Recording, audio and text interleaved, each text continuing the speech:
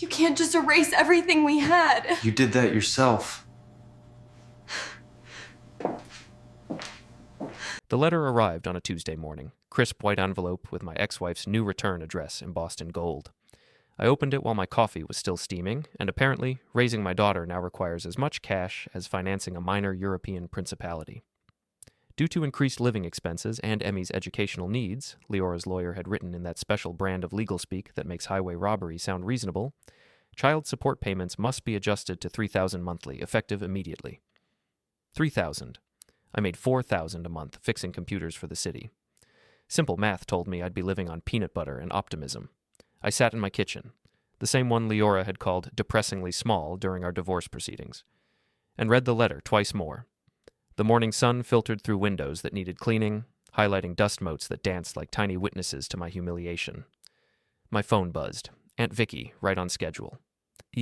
Troy, honey, you sound like someone just told you Christmas was canceled, she said without preamble. Vickie never bothered with hellos. Close enough. Liora wants triple child support. Triple? What's she planning to do? Send Emmy to Harvard at age 11? I could hear Vickie's morning talk show chattering in the background. She ran a small beauty salon and collected gossip like some people collected stamps. Get this, Vickie continued, her voice dropping to conspiratorial levels. Tanya was in yesterday for highlights, and she couldn't stop talking about Liora's wine club meetings. Apparently Porter bought another car, some fancy convertible, and they're planning a trip to Europe this summer. Porter Keller, my replacement. Real estate mogul, according to his business cards, though I suspected his empire consisted mainly of overpriced condos and aggressive marketing. Emmy mentioned private tennis lessons too, I said, watching a squirrel raid my bird feeder outside the window. Honey, that child doesn't need tennis lessons. She needs stability, and her father shouldn't have to choose between rent and groceries to provide it. After hanging up, I pulled out my laptop and started digging through bank statements. Something felt wrong about this whole situation. Liora had always been ambitious, but she'd never been stupid. Demanding money I clearly didn't have seemed like both. The automatic withdrawal notifications caught my attention first. My child support payments had been redirected to a different account 3 months ago. Not just redirected, the routing numbers had changed, and the account holder was listed as L. Keller Family Trust. I leaned back in my chair, pieces clicking together. Liora hadn't just remarried for love. She'd incorporated. My phone rang again. Emmy this time. Dad, can I come stay with you this weekend? Of course, sweetheart. Everything okay? Mom and Porter keep having these meetings with people, lawyers and stuff. They talk about money a lot. Emmy was 11, but she'd inherited my attention to detail and Leora's sharp instincts. Not much got past her. What kind of money talk? Porter keeps saying they need to maximize assets and something about leveraging existing resources. I don't know what it means, but Mom gets this look when he says it. I knew the look. Leora's calculating expression, the one she'd worn when she'd suggested I sell my auto shop to invest in our future. The same look she'd had when she'd filed for divorce 6 months later. Don't worry about their meetings, Em. Adults talk about boring stuff sometimes. Dad, are you going to be okay with the money thing? Smart kid. Too smart for her own good sometimes. I'm going to be fine. Better than fine, actually. After Emmy hung up, I opened a new document on my laptop and titled it Financial Review, Keller Investigation. If Liora wanted to play games with numbers, she'd picked the wrong opponent. I'd been balancing books since I was 16, first for my dad's garage, then for my own shop. Time to see exactly what Porter's real estate empire was worth. The first red flag appeared within an hour. Porter's company, Keller Properties, had filed for 3 separate business licenses in the past year. Different names, same address. That usually meant someone was shuffling money between entities to hide something. The second red flag was more interesting. Porter's luxury car purchases, all 5 of them in the past 8 months, were registered to different LLCs. Either he was running the world's most diverse car rental business, or he was playing shell games with assets. I made myself another cup of coffee and settled in for a long afternoon. Liora wanted more money? Fine. But first, she was going to explain where the money I'd already sent had actually gone. Before we dive deeper into this story, I have one small request. Please subscribe, drop a like, comment, and hit that hype button to boost this channel so more people can discover these incredible Reddit stories. By evening, I had a folder full of inconsistencies. Porter's business address was a mail drop. His office building was 3 months behind on rent. And most interesting of all, the L. Keller Family Trust, that had been receiving my child support payments wasn't registered with the state. My phone buzzed with a text from Liora. Need to discuss the support adjustment. Can we meet tomorrow? I typed back, Sure, bring your accountant. She responded immediately. Why would I need an accountant? Because we're going to talk about money, all of it. The 3 dots appeared and disappeared several times before her final message. Fine, 2 o'clock at Meridian Cafe. I closed my laptop and looked around my small kitchen. Tomorrow, Liora would learn that underestimating people had consequences. Tonight, I had some phone calls to make, starting with my lawyer. Darren Moss kept his law office above a pawn shop downtown, which told you everything about his clientele and his overhead. But he'd handled my divorce for what I could afford, and he had a talent for finding loopholes that more expensive lawyers missed. $3,000 a month? Darren whistled low, scanning Leora's demand letter. That's ambitious, even for her. Can she actually get it? Depends on what she can prove about increased expenses. But here's the thing, Troy. She has to justify every penny, and if she's been misrepresenting her financial situation... What if I told you the money I've been sending isn't going where it's supposed to? Darren's eyes sharpened. He'd been a prosecutor before going into private practice, and he still had that hunter's instinct. Show me. I spread my bank statements across his cluttered desk, pointing out the routing changes and account discrepancies. Darren studied them with the focus of a man who'd built his career on other people's mistakes. This is interesting, he said finally. Very interesting. The family trust isn't registered, which means it's not a legitimate legal entity. That makes every deposit a potential case of fraud. What's our next move? We document everything, every transaction, every account, every business entity Porter's connected to, and then we file a motion to freeze all assets pending a full financial review. I left Darren's office feeling lighter than I had in weeks. Liora had always been 3 steps ahead of everyone else, but she'd made a crucial mistake this time. She'd assumed I was too beaten down to fight back. The Meridian Cafe was Leora's choice, upscale enough to make me feel underdressed, but public enough to prevent any real confrontation. She was already seated when I arrived, checking her phone with the focused attention of a day trader. You're late, she said without looking up.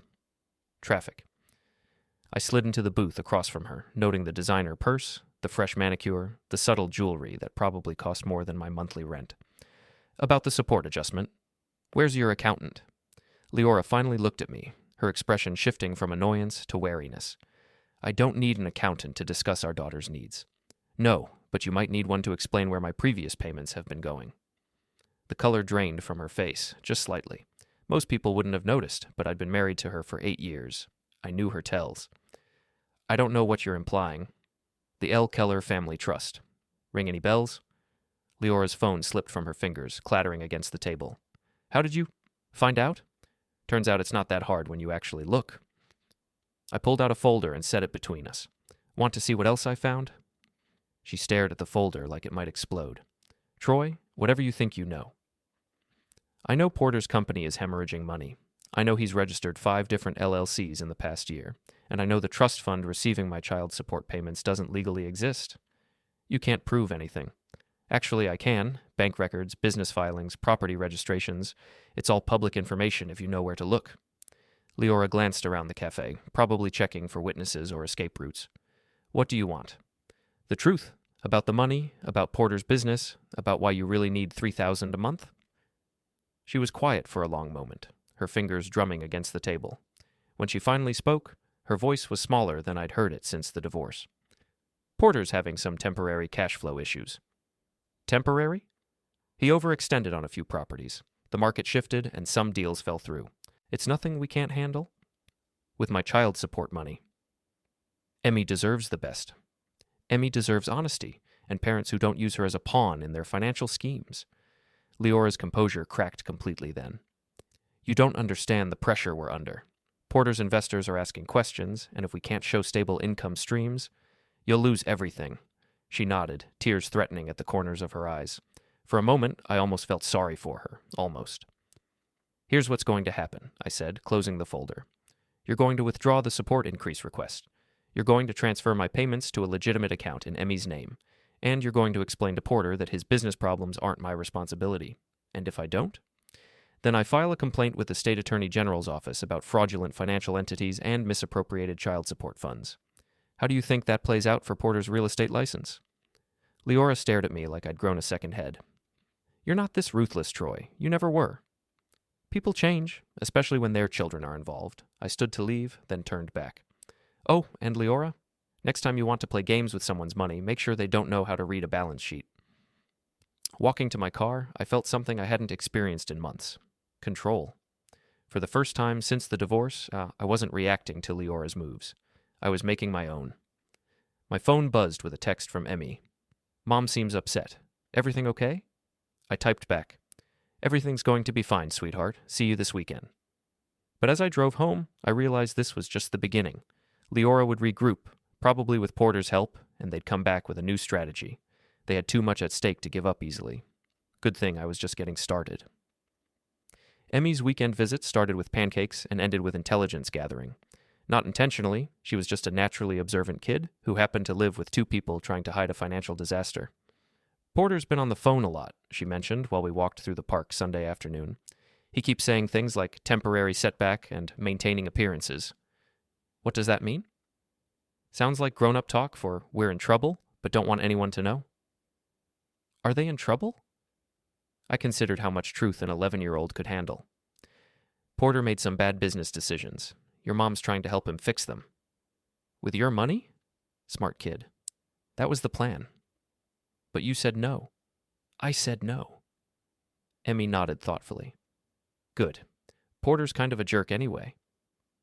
Monday morning brought a call from Darren with news that made my coffee taste even better than usual. I filed the asset freeze motion Friday afternoon, he said. Judge Richter signed off on it this morning. Every account connected to Porter or Liora is locked pending the financial review. How long will that take? 2 weeks minimum, maybe longer if we find more irregularities. I was still savoring this victory when my phone rang again. Liora, and she was furious. What have you done? She demanded without preamble. Protected my daughter's interests and followed your lawyer's advice about documenting everything. You can't just freeze our accounts. We have bills, obligations. Should have thought of that before you started playing shell games with child support money. Troy, please. Porter's investors are already nervous, and if they find out about this, they'll discover he's been using fraudulent entities to hide assets. Yeah, that might make them nervous. The line went quiet for a moment. When Liora spoke again, her voice had shifted from anger to calculation. What will it take to make this go away? Full financial disclosure.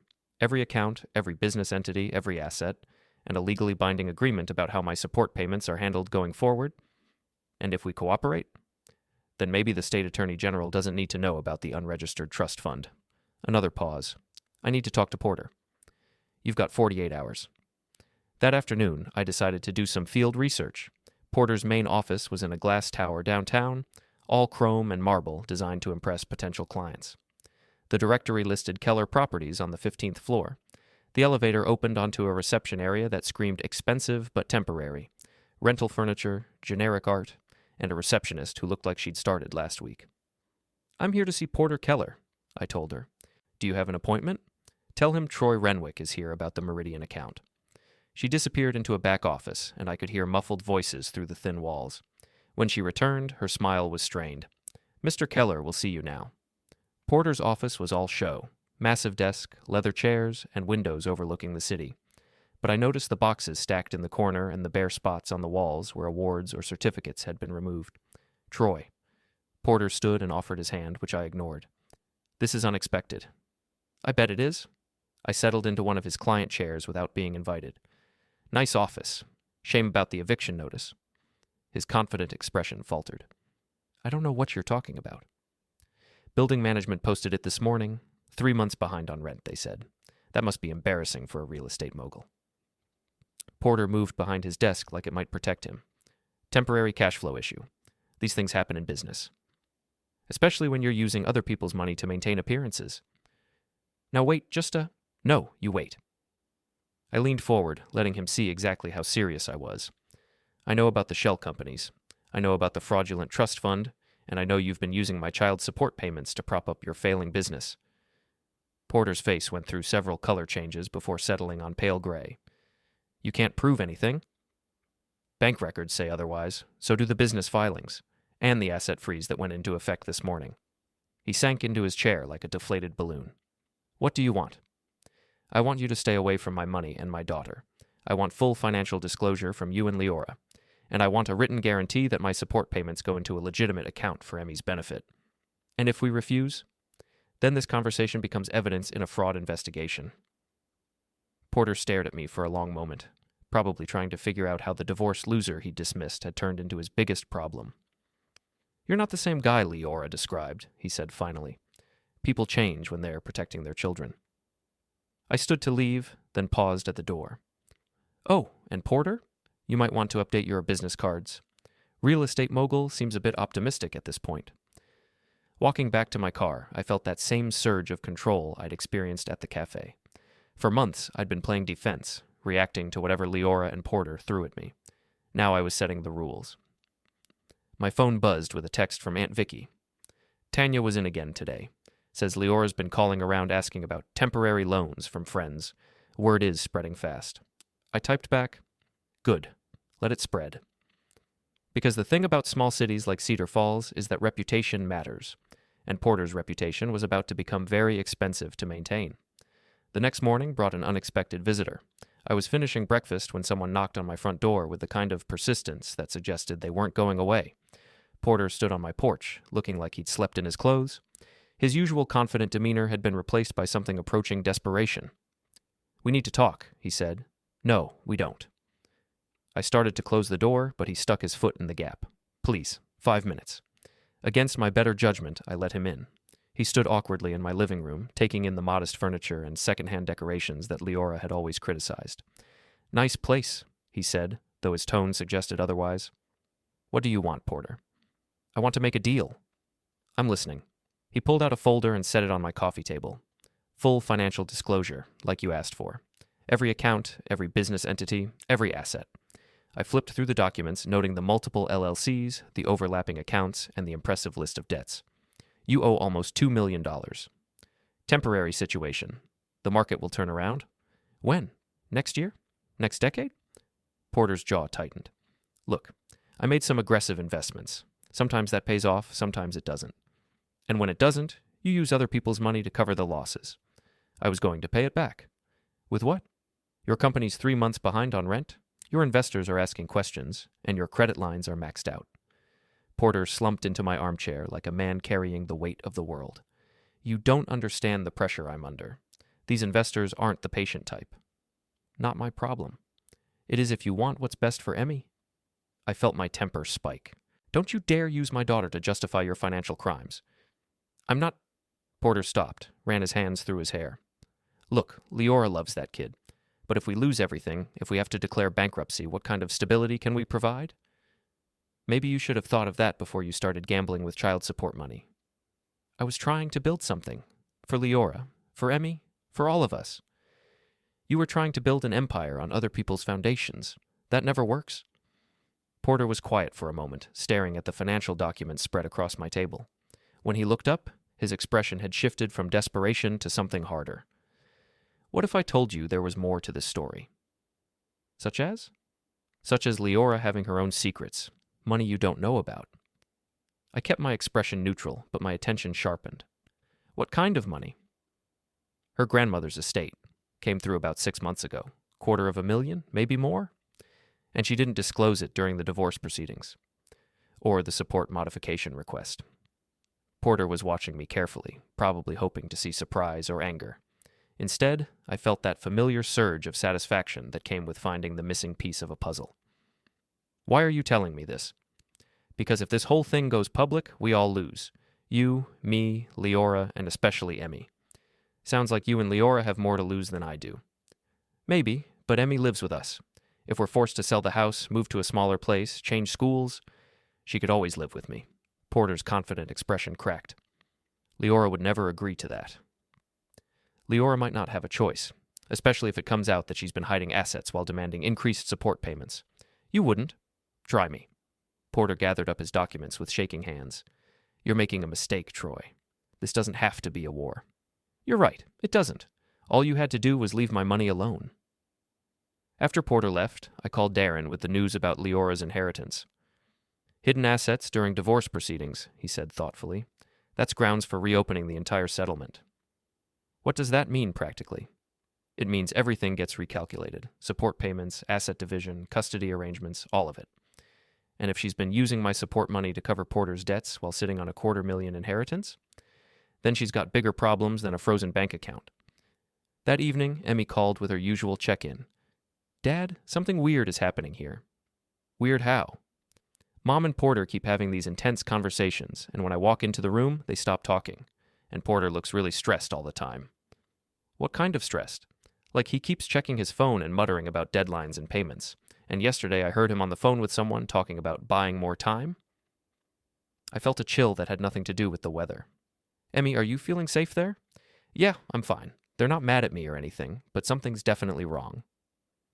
After hanging up, I sat in my kitchen staring at Porter's financial documents. $2 million in debt, investors asking questions, and a business model built on borrowed time and other people's money. People in that situation sometimes made desperate choices. I picked up my phone and called Darren again. "I want to file for emergency custody," I said. "Based on what grounds?" "Financial instability and potential fraud. If Porter's investors are the type who don't like waiting for their money, Emmy might not be safe in that house." "That's a serious accusation, Troy. It's a serious situation. Can you file the paperwork tomorrow?" "I can try, but you'll need more than financial irregularities to convince a judge." "Then I better find more." After hanging up, I opened my laptop and started digging deeper into Porter's business connections. If he was desperate enough to steal child support money, what else might he be desperate enough to do? The answer, I suspected, was about to become very important. The emergency custody hearing was scheduled for Friday morning, which gave me 3 days to build an airtight case. I spent them documenting everything: financial records, phone logs, witness statements from neighbors who'd seen Porter's increasingly erratic behavior. Aunt Vickie proved to be an unexpected source of intelligence. "Tanya's been talking," she reported during our Wednesday morning call. "Says Liora's been asking all their mutual friends for loans. Small amounts, nothing too obvious, but it adds up." "How much are we talking about?" $5,000 here, $10,000 there. She's telling everyone it's for Emmy's education, but Tanya thinks she's trying to raise cash fast." "Any idea why?" "Porter's been getting visits at the house, men in expensive suits who don't look like real estate clients." That confirmed my worst suspicions. Porter hadn't just overextended himself with traditional lenders. He'd gotten involved with people who had their own methods of debt collection. Thursday evening, my phone rang. Liora, and she sounded terrified. "Troy, we need to talk. In person." "About what?" "About Emmy, about keeping her safe." The desperation in her voice made my stomach clench. "Where do you want to meet?" "Meridian Cafe. 1 hour." I found Liora in the same booth we'd occupied 2 weeks earlier, but she looked like a completely different person. Her usual polished appearance had been replaced by exhaustion and fear. "Thank you for coming," she said as I sat down. "What's going on, Liora?" "Porter's in trouble. Real trouble." "I know about the debts." "Not just regular debts." She glanced around the cafe nervously. "He borrowed money from some very dangerous people.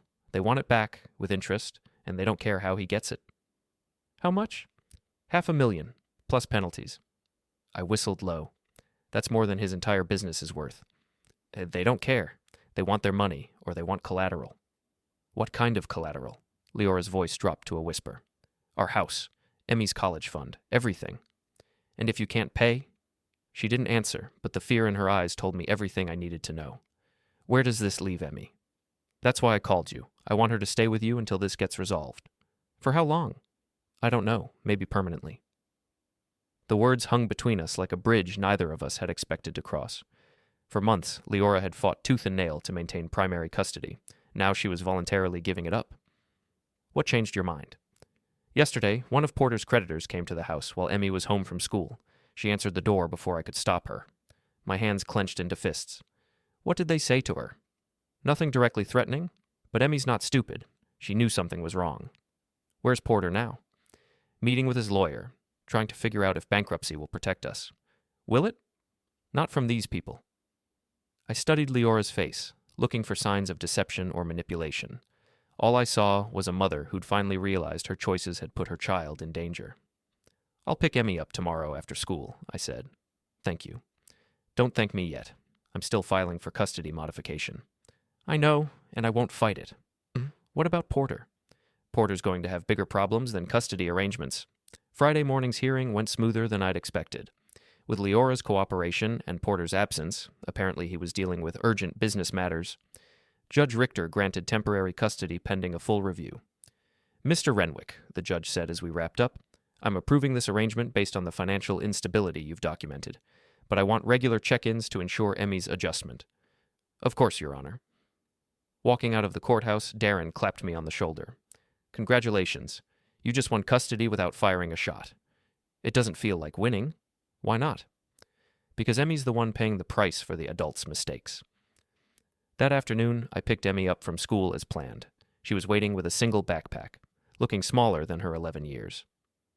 Is this temporary or permanent? She asked as we drove home. What do you want it to be? Permanent. Mom and Porter are too stressed to think about anything except money, and those men who keep coming to the house scare me. You don't have to worry about that anymore. What's going to happen to Mom? I don't know, sweetheart. But whatever happens, you're safe. That evening, as Emmy settled into what was now officially her bedroom, my phone buzzed with a text from an unknown number. Thanks for taking care of our girl. Elle, I typed back, she's our priority now. Always was, I just lost sight of that for a while. Saturday morning brought news that Porter's office building had been evacuated due to security concerns. Sunday's paper reported that Keller Properties was under investigation for financial irregularities. Monday, Aunt Vickie called with the final piece of the puzzle. Porter's gone, she announced without preamble. Gone where? Nobody knows. Packed up and left town sometime over the weekend. Left Liora with all the debts and a house she can't afford. What about his creditors? Still looking for him, I imagine. I hung up and looked out my kitchen window, where Emmy was reading on the porch swing. She looked peaceful for the first time in months. My phone buzzed with another text from Liora. Starting over is harder than I thought. But maybe that's what we all need. I didn't reply. Some conversations were better left unfinished. Later that evening, as Emmy and I worked on her math homework at the kitchen table, she looked up with that serious expression she'd inherited from both her parents. Dad, are you happy I'm living here? Happiest I've been in a long time.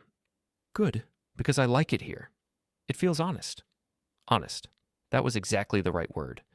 For the first time since the divorce, my life felt honest again.